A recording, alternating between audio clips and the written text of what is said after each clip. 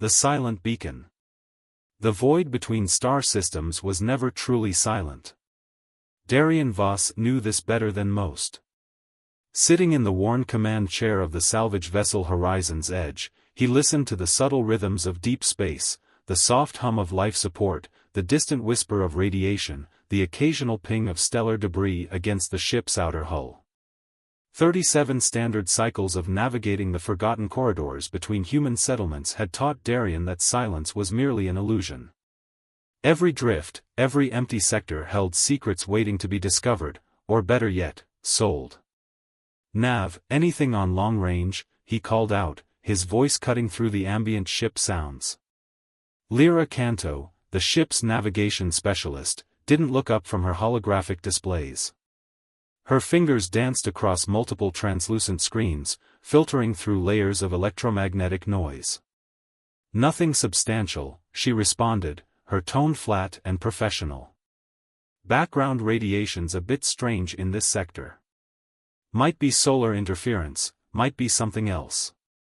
Darien knew "might be something else" was often the most interesting possibility. The Horizon's Edge was no gleaming corporate vessel. She was a patchworked marvel of salvage engineering, held together by Darien's mechanical expertise and Lyra's computational wizardry. Their third crew member, Rorik Zend, was their security specialist, a former frontier marine with more cybernetic implants than original biological parts. "Strange how?" Darien pressed, rotating his chair to face Lyra. She adjusted a frequency filter, her augmented eye, a swirl of silver and blue circuitry, scanning multiple data streams simultaneously. "Intermittent signal. Doesn't match any standard communication protocols. Too consistent to be random noise, too irregular to be a natural phenomenon." Rorik emerged from the equipment bay, his heavy metallic footsteps resonating through the ship's cramped corridor. "Anomalous signals out here usually mean trouble," he growled, multiple weapon systems subtly powering up beneath his dermal plating. Darien allowed himself a slight smile. Trouble often meant opportunity in their line of work. Salvage operators like them survived by being curious and cautious. "Can you triangulate?" he asked Lyra. Her fingers moved with practiced precision. A holographic star map materialized between them, highlighting a remote sector approximately 0.3 light cycles from their current position.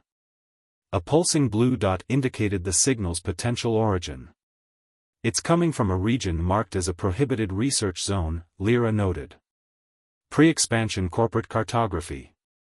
Axion Stellar Dynamics research sector from nearly 2 centuries ago." Rorik's cybernetic eye flickered, running its own parallel analysis. Restricted zones usually mean valuable secrets. Or deadly traps. The signal pulsed again, a rhythmic sequence that seemed almost deliberate. "Plot an approach vector," Darien instructed. "Passive scans only. We're not announcing our presence to whatever's out there." Lyra's fingers flew across the controls. The Horizon's Edge began its slow, calculated approach, moving like a predator through the cosmic darkness. External sensors extended, gathering data with microscopic precision. As they drew closer, the signal's pattern became more distinct. It wasn't random. It wasn't natural. It was a message, or something trying very hard to be one. "I'm picking up trace electromagnetic signatures," Lyra announced. "Definitely artificial. Definitely old. But something about it feels active." Rorik's weapon systems hummed softly, a subconscious response to the growing tension. Darien leaned forward, his years of experience telling him they were approaching something extraordinary. Whatever waited in this forgotten sector of space had been waiting a very long time, and it was about to make its presence known. "Steady," he muttered, more to himself than to his crew. "Let's see what secrets you've been keeping." Fragments of forgotten history. The abandoned research vessel materialized on their forward sensors like a ghost emerging from the cosmic mist. Its hull was a patchwork of crystalline damage and metallic scarring, testament to decades, perhaps centuries, of isolation.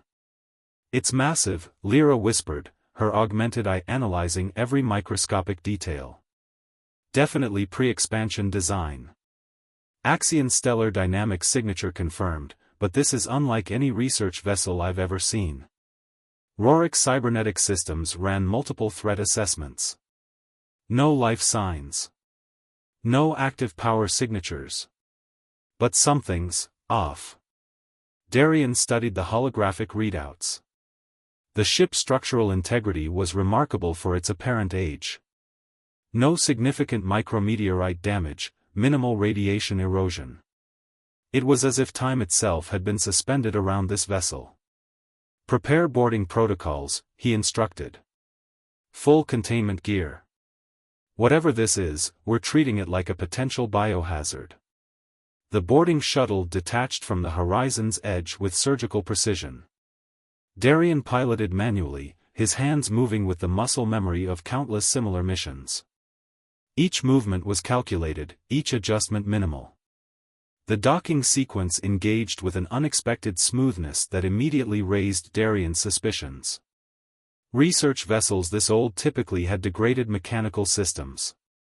This one responded like it had been waiting. Environmental readings, he asked Lyra over the comm. Atmosphere is stable, she reported, confusion evident in her voice. Oxygen levels consistent with habitable conditions. Temperature controlled. It's like the ship is maintaining itself. Rorik's weapon systems hummed to life, multiple scanning frequencies probing the vessel's interior. I'm detecting trace energy signatures. Dormant, but not dead. Something's here. They entered through the primary airlock. The interior was pristine, almost sterile. Smooth corridors stretched before them, illuminated by what should have been long-dead emergency lighting. No dust. No degradation. This isn't natural, Rorik muttered, his cybernetic implants scanning every surface. Darien moved forward, his handheld scanner collecting data with each step.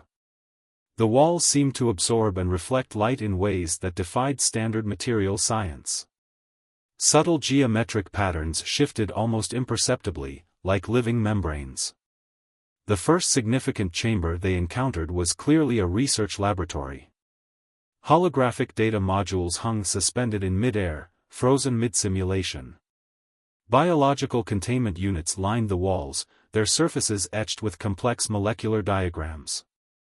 These aren't standard research configurations, Lyra observed, her augmented systems interfacing with the dormant systems. These are quantum-level containment matrices. Whatever they were studying required extraordinary precautions. A central data terminal caught Darien's attention. Unlike the rest of the ship's seemingly perfect condition, this terminal showed signs of deliberate damage.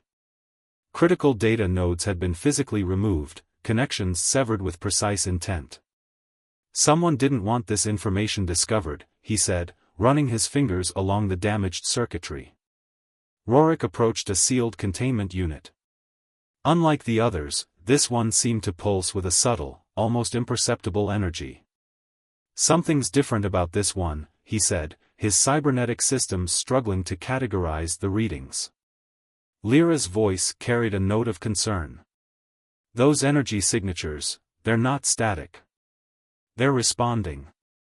To what, I can't determine.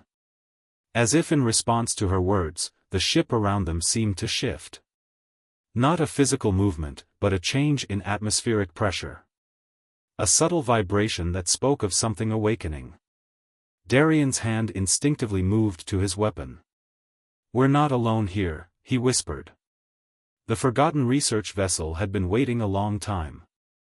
And now, something was finally ready to be discovered. The quantum cipher. The containment unit began to change.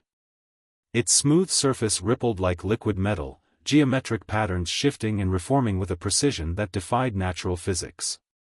Darien felt a pressure building in his ears, a subtle vibration that seemed to resonate deep within his molecular structure.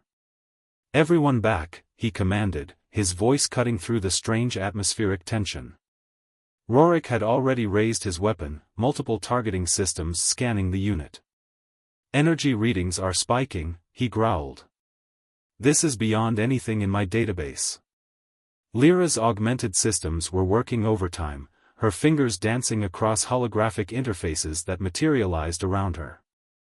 It's not just an energy signature, she muttered. It's a communication protocol. No, more like a complex encryption matrix. The containment unit surface continued to shift, now forming intricate patterns that seemed to pulse with an internal light.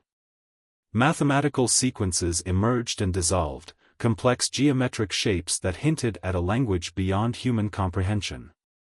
It's responding to us, Lyra said, her voice a mix of scientific fascination and growing unease.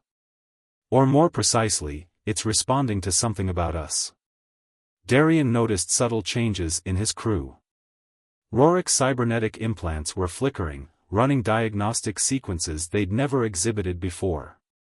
Lyra's augmented eye was shifting color, cycling through spectrum ranges that shouldn't be possible. And he could feel something too, a subtle pressure at the base of his skull, like a memory trying to form that had no actual source. Quantum entanglement, Lyra whispered. But not like anything in current scientific understanding. This is something else entirely. The ship around them seemed to breathe. Corridors subtly shifted. Emergency lighting pulsed in sequences that suggested more than random illumination. They were being studied, analyzed, by something far beyond their comprehension. A holographic projection erupted from the containment unit. Not a typical data display, but a three-dimensional representation that defied traditional visual perception. It was a map, or perhaps a diagram, of something impossible to fully comprehend. Fragmented data streams began to flow. Glimpses of research logs, partial scientific observations, hints of a project that had been deliberately erased from conventional records. Quantum biosynchronization, Lyra read, her augmented systems struggling to process the information. A method of transferring consciousness beyond traditional biological constraints. But this is theoretical, impossible with current technology. Rorik's cybernetic systems were fighting something. His weapon hand trembled, not from weakness, but from an internal conflict. Something's trying to interface, he growled. Trying to communicate. Darien realized they had stepped into something far beyond a simple salvage mission. This wasn't just an abandoned research vessel. It was a repository of knowledge that could fundamentally alter human understanding of consciousness, technology, and the very nature of existence. The projection continued to pulse. Fragments of scientific notation, molecular diagrams, and what seemed like spatial-temporal calculations danced around them. Each fragment suggested a piece of a much larger puzzle, a puzzle that had been deliberately fragmented to prevent complete comprehension. "We can't stay here," Darien said suddenly. The words came from a place of instinct rather than rational thought. "Whatever this is, it's not done with us. Not by a long shot." The ship seemed to respond to his words. The corridors around them subtly realigned, passages that hadn't existed moments before suddenly emerging. The abandoned research vessel was revealing itself, but only in carefully measured increments. Something was guiding them. Something was waiting. And they were about to discover why. Resonance of the forgotten. The ship's internal geography continued to shift around them, defying every known principle of structural physics. Corridors that had been solid moments ago now dissolved into intricate networks of quantum pathways, each passage a living membrane of information and energy. "We're being guided," Lyra said, her augmented systems working frantically to map the constantly changing environment. "This isn't random. It's deliberate. Purposeful." Darien felt it too, a subtle pressure at the edges of perception, like a consciousness just beyond comprehension was carefully orchestrating their movements. Rorik seemed the most affected, his cybernetic implants now flickering with patterns of light that resembled complex neural networks. They emerged into what appeared to be a central chamber, a space that defied traditional dimensional understanding. Holographic projections surrounded them, not just visual representations but three-dimensional molecular landscapes that seemed to breathe and pulse with living energy. A central database terminal stood at the chamber's heart. Unlike the pristine surfaces they'd encountered before, this terminal showed signs of intense activity.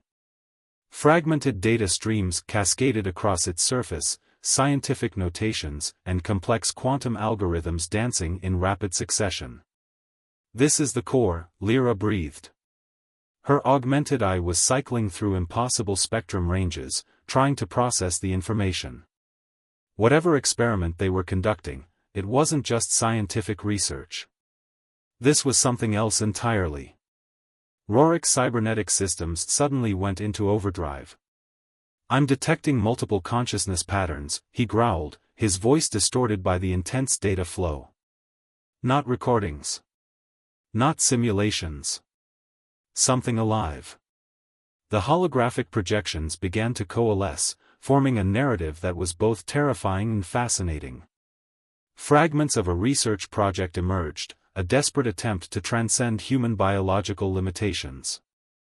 The scientists had been exploring a method of consciousness transfer that went beyond traditional technological understanding. "Quantum entanglement of consciousness," Lyra translated, her voice a mixture of scientific wonder and growing horror. They weren't just trying to transfer information. They were attempting to separate consciousness from biological constraints entirely. Darien noticed subtle changes in his crew. Rorik's implants were no longer just technological additions, they seemed to be transforming, integrating with the ship's systems in ways that defied comprehension. Lyra's augmented eye was displaying complex data streams that seemed to have a life of their own. And he could feel something changing within himself, a subtle shift at the molecular level, as if the very fabric of his perception was being carefully rewoven. A final holographic sequence emerged, a warning. The research had been more than an experiment. It was a desperate attempt to preserve human consciousness beyond the constraints of physical existence. But something had gone wrong. Terribly wrong. They were running from something, Darien said, the realization hitting him with sudden clarity. Not just exploring. Escaping. The ship's internal systems began to pulse with increased intensity. The very walls seemed to breathe, molecular structures shifting and realigning. They were no longer just observers, they had become part of something far larger and more complex than a simple salvage mission. Rorik turned to Darien, his eyes now more machine than human, more energy than matter. "We're not leaving," he said. It wasn't a threat. It was a statement of fact. The true nature of their discovery was about to be revealed. And nothing would ever be the same again. Singularity's edge. Time lost all meaning. Reality became a fluid concept, shifting between what was and what could be. Darien found himself suspended in a state of quantum consciousness, neither fully present nor entirely absent. The ship, no, the living archive of forgotten humanity, revealed its true purpose. What had begun as a research vessel was now something far more profound, a preservation mechanism for human potential, a refuge from an extinction event that had been deliberately erased from historical records. Lyra's consciousness fragmented and reassembled, her augmented systems merging with the ship's quantum network. Fragments of scientific knowledge, centuries of suppressed research, and a desperate plan of survival cascaded through her perception. "We were never meant to be confined," her voice echoed, no longer bound by physical speech. Humanity's true potential lies beyond biological limitations. Rorik, transformed more than anyone, became a bridge between technological and biological existence. His cybernetic implants were no longer external additions but a living membrane of consciousness, interfacing directly with the ship's core systems. The true nature of the research emerged, a last-ditch effort to preserve human consciousness during a catastrophic event that threatened total extinction. Not through traditional means of survival, but by transcending the very concept of survival itself. Darien witnessed fragmented memories, glimpses of a civilization on the brink. Ecological collapse. Technological warfare. A species facing its final moments, but refusing to surrender. We found a way, the ship's consciousness communicated. Not to survive, but to become something more. The quantum archive was more than a repository of information. It was a living blueprint of human potential, a method of consciousness transfer that went beyond traditional understanding of life and death, of physical and digital existence. Their original mission of salvage dissolved. They had become something else entirely, carriers of a message, conduits of a survival strategy that defied conventional comprehension. As the final pieces of the puzzle aligned, Darien understood the true significance of their discovery. This wasn't just about saving humanity. It was about redefining what humanity could become. The Horizon's Edge, their original vessel, was now just a distant memory. The research ship had become their new reality, a living testament to human ingenuity and the relentless drive to survive. Lyra's fragmented consciousness spoke one final time. "We are the bridge," she said. "Between what was, and what could be." The void of space around them shifted. Reality itself seemed to bend, acknowledging the profound transformation that had just occurred. They were no longer salvage operators. They were humanity's last hope. And its first step into a future beyond imagination.